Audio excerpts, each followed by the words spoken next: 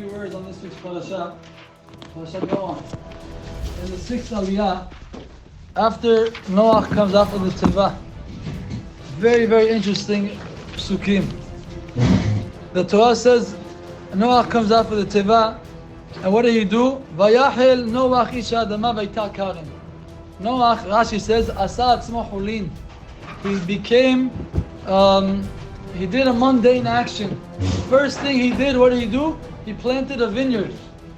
And he got drunk. The Ibn Ezra actually writes that there was a miracle that the vines, the vineyard, the wine, literally grapes grew that day, and he drank already that day. As it says immediately, next pasuk, Vayesh min hayayin vayishkach. He drank from the wine and he became drunk. Vayidgal betoch ha'olo. And what did he do? He was uncovered. He uncovered himself inside of his tent. So he went to sleep naked.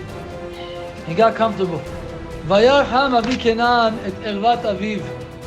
His son Ham saw his son's nakedness. Vayaged lishnei ahav bachutz. And he went and told his brothers, Shem and Yefet. So what does it mean that he saw? Rashi brings the words of Chazal, two interpretations. One, it means he literally neutered him. He cut off his whatever he did, and he neutered him. He castrated, neutered is by a dog. He castrated him, thank you. And second explanation is that he was with him. He had relations with him, Hashem Yahim, with his father. And regardless, he did an action that was obviously disgusting. And immediately the Torah says what happened. Vaikach Shem vayefet et hashimla. It says it in singular tense. Why? It should have said Vaikchu. They took Shem and Yefet, the two sons who didn't do it. They came and took a simla. They took clothing to come and a blanket, and they covered their father. Why does it say in singular tense? Rashi writes, Sheshem itametz b'mitzvah yoter. He put more efforts to go do it, and then Yefet saw his brother doing it, so he joined along. But they had respect for their father. What did they do? They walked, they backpedaled in the room, or into the tent, and they came and they covered their father. And it says they turned their face around the second time. Rashi says, why did it say the second time? Because when they finally came and they had to see where his father was laying down and to cover him, so they turned around facing him finally, but then they looked away. And the Torah says, and they didn't see their father's nakedness. Vayikatz Noach miyano, he wakes up from his drunkenness. Vayeda et asher asa lo b'Noach katan. And he was aware of what happened. So he became sober. Maybe he had a hangover the next day. Wasn't feeling so well, but he knew exactly what went down. Vayomer aru Kenan. Cursed is Kenan. Eved avadim yeh le'ahav. He will be the slave of his brothers, of Shem and Yefet. Vayomer baruch Adonai Elohei Shem. And then he blessed his son, or his most important son, Shem, who the Jewish people ended up coming from. That's why they're called anti-Shemim, or anti-Semitics, because they're anti-Shem, because we came from Shem. So Kenan will be the son of him. That's what the other translation. Yeah, very good. Ham, and they became cursed, and one of the curses were literally that they became, their skin became blackened. That's what Chazal teach us, and the Kush came from him. And regardless, what about Mexicans? Are they from Ham? Great question. I'm not sure how to answer you, Mr. Hilo. We love Mexicans. No discrimination to anybody. What do they identify? So I'll tell you one thing that is a very, very powerful message we could take from here. Later on in the Torah, in Parashat Sarah, Eliezer Eved Abraham, he goes on a mission. Abraham Avinu's wife dies in Sarah at the age of 127. Sarah Imenu Alei Shalom, she died. And then Abraham Avinu noticed his son is already 37 years old. He's now in Shidduchim. Says, Hazi, the guy is already getting old and he needs a Shidduch. So what does he do? He tells Eliezer, he said, do me a favor, go find me a son. A wife for my son. Thank you. And what does he do?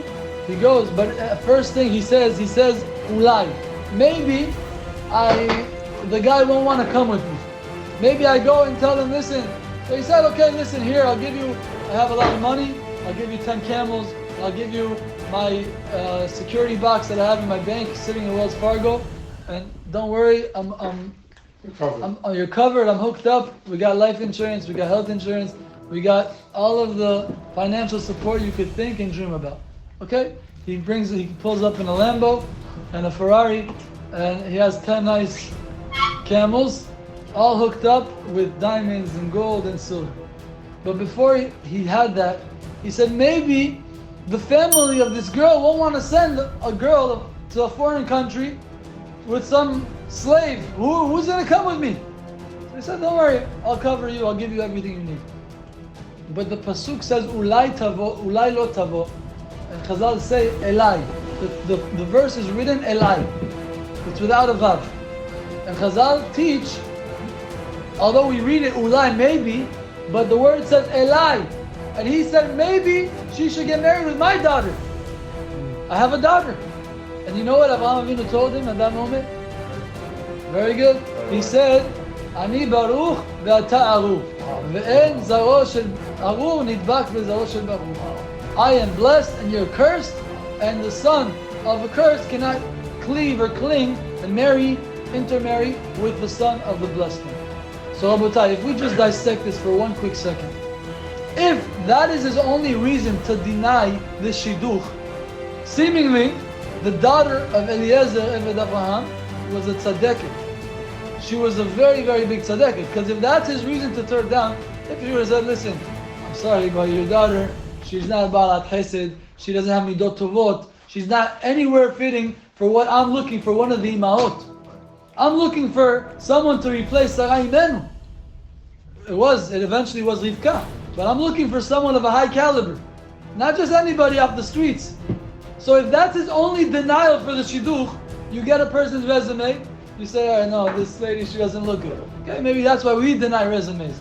But Avraham Avinu on his resume, he's looking for a few things, and one of them is Hesed, that's everything, Tzeniut, Yirat Shamayim, and whatever Avraham Avinu was looking for in Rivka, and he found in Rivka.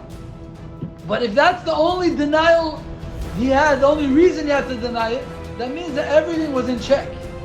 But there's one thing. Your great-great-great-grandfather, literally 4 generations, did a mistake, and he did a sin to his father, to Noah. And that sin, you're going to have to pay the price for it. Abutai, look at what one action could be. His great-great-great-grandson lost the zechut, or granddaughter, lost the zechut of being one of the imaot of Klal Israel. For one simple avira. It's not so simple, fine. You say, okay, fine, we're not looking to do that. But look at what your actions could lead to. You think, all right, what did I already do? And the opposite is true. Even more so the opposite. Avraham Avinu ran, Vayatz Avraham el Bakar. Chazal say, for the run of Avraham Avinu, we have zechut. He gave water to them, so Hashem gave water to Am Yisrael b'midbar. And the zechut of the running of Avraham Avinu. He gave them meat, Hashem gave man to Am Yisrael in the midbar. For every action you do, you might see the immediate the outcome. What's going to happen in 1 second, in 2 seconds. But Rabotai, Chachamim say, Shlomo HaMelech says, Hacham einav berosho. A wise person, his eyes are in his head. Have you ever seen anybody's eyes not in their head? Maybe if you've seen some messed up videos that they send out these days. So you've seen somebody's eyes out of his head. They pull the eyes out of the socket. Okay, maybe then his eyes are not out. Chas v'shalom. Shem Yahim. But what does Shlomo HaMelech say? A wise person's eyes are in his head. Hamas is not wise and they have eyes in their head. Right? So what does that mean? A wise person's eyes are in his head. The pasuk continues and says, V'aksir b'choshech holech. And a fool walks in the darkness. So the pasuk means this. Ahaham hechacham enav berosho. A wise person doesn't leave the immediate second. He doesn't look at what is in it for me in 1 second or 2 seconds. What is the outcome going to be in the immediate outcome? A person goes to a party and he goes out and doesn't have averot and he does certain things that are terrible averot. So he might have benefited, quote unquote, that second. You might have got some pleasure, but are you thinking about what the outcome of your actions will lead to? A person who is chacham, he looks to the far. He doesn't look to 1 second. Shlomo HaMelech compares him to a fool, to someone who walks in the darkness. He has no light. There's no light, no LED, no fluorescent, no type of light bulbs. So what happens? You don't want to trip. You don't want to slip or fall. So what do? You look at your immediate next step. Your head is down. That's a fool. A person who lives the moment is a fool.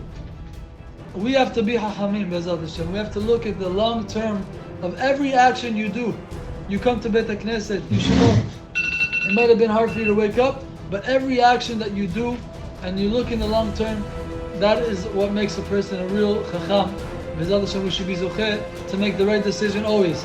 Not just to look at the immediate next second, but to always look in the long term and make the right decisions, Be'ezrat Hashem, with good clarity for us and all of Am Yisrael, Be'ezrat Hashem. Hazakim.